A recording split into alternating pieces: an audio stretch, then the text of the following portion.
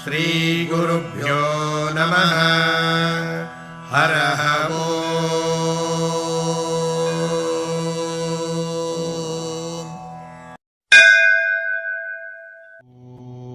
శుక్లాంబరధరం విష్ణుం శశివర్ణం చతుర్భుజం ప్రసన్నవదనం ఛాయేత్ సర్వవిఘ్నోపశాంతయే అగజానన పద్మార్కం గజానన మహర్నిశం అనేకదంతం భక్తానాం ఏకదంతముపాస్మహే గురు బ్రహ్మ గురుర్విష్ణు గురుదేవో మహేశ్వరః గురు సాక్షాత్ పరబ్రహ్మ తస్మై శ్రీ గురవే నమః.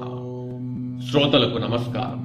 పోయిన ఉపాఖ్యానంలో మన ముగిల్చెల్ల అవధూత శ్రీ దత్తాత్రేయ స్వామి వారికి మాలకొండ పైన చేసే సాధనకి తోడ్పడిన యాగంటి అనే మహాభక్తుడి గురించి మాట్లాడుకున్నాము. ఇక ఇప్పటి ఉపాఖ్యానంలోకి వస్తే ఆ పుణ్యక్షేత్రమైన మాలకొండ మీద స్వామివారి సాధన నిరాఘాటంగా సాగుతోంది. మెల్లమెల్లగా స్వామివారు నిర్మోహత్వం వైపు అడుగులు వేస్తున్నారు. ఆ మార్పు స్వామివారి ఆహార్యంలో కూడా కనిపించసాగింది. శ్రీ వేణుగోపాల స్వామివారి జుట్టు చిన్నగా జటాజూటంలా పెరగసాగింది. అలానే గడ్డం కూడా. అంతేకాదు స్వామివారి ముఖంలో తేజస్సు కూడా అంతకంతకు పెరగసాగింది. అంతేకాదు స్వామివారు చిన్నగా దిగంబరత్వం వైపు ప్రయాణం సాగించారు. అది ఎలా సాధించారు అనే దానికి వివరణ తదుపరి ఉపాఖ్యానాలలో మనం వినవచ్చు. ఇలా కాలం గడుస్తుండగా స్వామివారికి తన సాధనా స్థలిగా మాలకొండని ఎంచుకోమని సూచించిన శ్రీ రామయోగి స్వామివారి శిష్యులు మరియు ఏర్పేడు వ్యాసాశ్రమంలో స్వామివారి సహచరులు అయిన శ్రీ యానాదిరెడ్డి గారు ఇలా శ్రీ వేణుగోపాల స్వామివారు మాలకొండలో మోక్షం కోసం సాధన చేస్తున్నారని తెలిసి స్వామివారిని కలవాలని మరొక ఇద్దరితో కలిసి మాలకొండ క్షేత్రంపైకి చేరుకున్నారు. అప్పుడు స్వామివారు పార్వతీదేవి మఠం లోపల ధ్యానంలో ఉన్నారు. కొంచెం సమయం గడిచాక స్వామివారు ధ్యానంలో నుంచి బయటికి వచ్చి తలుపులు తీసుకొని చూసేసరికి వారి దర్శనం కోసం ఎదురు చూస్తున్న శ్రీ యానాదిరెడ్డి గారు వారితో కలిసి వచ్చిన ఇరువురు నిల్చొని ఉన్నారు. శ్రీ యానాదిరెడ్డి గారు, మేము ఇలా మిమ్మల్ని చూసిపోదామని వచ్చాము స్వామి అని అన్నారు. వెంటనే శ్రీ వేణుగోపాల స్వామి వారు తన దగ్గర ఉన్న కలంతో కాగితం మీద ప్రస్తుతము నేను మౌనంలో ఉన్నా, నేను మీతో సమయం గడపలేను అని రాసి చూపించారు. అది చూడగానే యానాదిరెడ్డి గారు కొంచెం బాధపడ్డారు. ఈ మహానుభావుణ్ణి కలవడానికి అంత దూరం నుంచి నా మిత్రులని వెంబడి పెట్టుకొని వచ్చానే, స్వామివారు ఇలా పరీక్ష పెట్టారు, ఇప్పుడు ఎలా అని ఆలోచించగా యానాదిరెడ్డి గారి మదిలో తడుక్కున ఒక ఆలోచన మెరిసింది. సరే, చివరి ప్రయత్నంగా చూద్దామనుకొని తన జేబులో ఉన్న భగవద్గీత స్వామివారికి చూపించారు. శ్రోతలారా, అది ఎంత మంచి ఆలోచనో చూశారా? మన అందరికీ మన వృత్తి రీత్యా లేక మనకు ఉన్న సంబంధం రీత్యా వేరొక మానవుడిని కలిసినప్పుడు ఒక సన్నివేశమో లేదా ఒక సంభాషణో లేదా ఒక గుర్తింపు పత్రాన్ని చూపిస్తాము. కానీ భగవత్ సేవకి జీవితాన్ని అంకితం చేసిన వారికి లౌకికపరమైన సంబంధాలు చాలా తక్కువ ఉంటాయి. ఎందుకంటే వాళ్ళు నిరంతరం తమలో తాము రమిస్తుంటారు కాబట్టి. కానీ అలాంటి భగవత్ ప్రియులందరినీ కలిపే సువర్ణ సూత్రం భగవద్గీత. అలాంటి భగవద్గీతను తన గుర్తింపుగా చూపాలని తలంపు వచ్చిన శ్రీ యానాదిరెడ్డి గారు నిజంగా ధన్యజీవులు.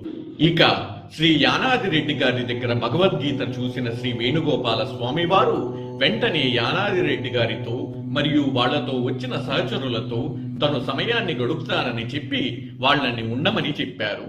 ఎందుకంటే శ్రీ వేణుగోపాల స్వామి వారికి అత్యంత ప్రీతిపాత్రమైనది భగవద్గీత.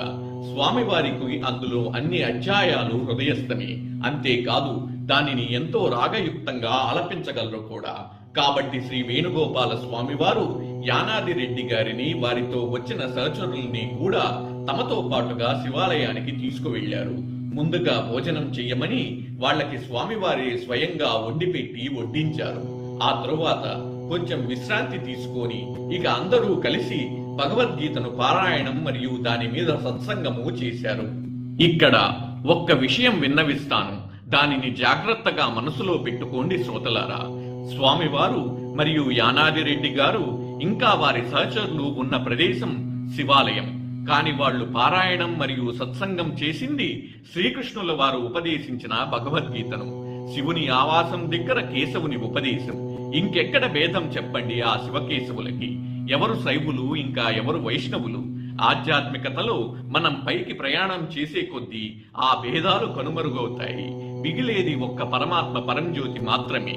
ఇక మళ్ళీ మన ఇప్పటి ఉపాఖ్యానంలోకి వస్తే, శ్రీ వేణుగోపాల స్వామి వారు శివాలయంలో శయనించగా శ్రీ యానాదిరెడ్డి గారు మరియు అతని సహచరులు బయట నిద్రించారు.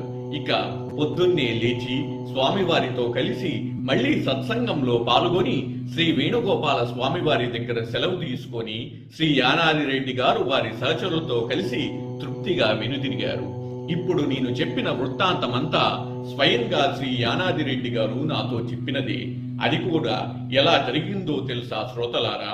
నేను ఈ ధారావాహిక కోసం స్వామివారితో ప్రయాణించిన అనేక ధన్యజీవుల్ని కలుస్తున్నప్పుడు నేను మందిరంలో లేనినాడు శ్రీ యానాదిరెడ్డి గారు మా నాన్నగారైన శ్రీ పవని నాగేంద్ర ప్రసాద్ గారిని కలిసి ఇలా తను ఏర్పేడు వ్యాసాశ్రమంలో శ్రీ వేణుగోపాల స్వామి వారి సహచరుని అని పరిచయం చేసుకొని తను పెదపవనిలోని శ్రీ రామయోగి స్వామి వారి ఆశ్రమంలో ప్రస్తుతం వానప్రస్థానంలో ఉన్నానని చెప్పి బృందావన దర్శనం చేసుకొని వెళ్లిపోయారు.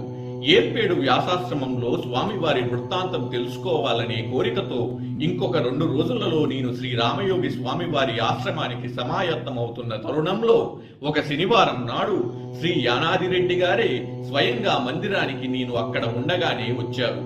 అప్పుడు అర్థమైంది, నా మనసాంతరాల్లో ఉన్న కోరిక స్వామివారు బృందావనంలో నుంచే తెలుసుకొని శ్రీ యానాదిరెడ్డి గారిని ఇటు పిలిపించారని. అది శ్రోతలారా స్వామివారి లీలల్లో నాకు ప్రత్యక్ష అనుభవం కలిగిన తరుణం. అందుకనే అంటాను, సర్వం శ్రీ దత్తకృప అని. ధన్యోస్మి.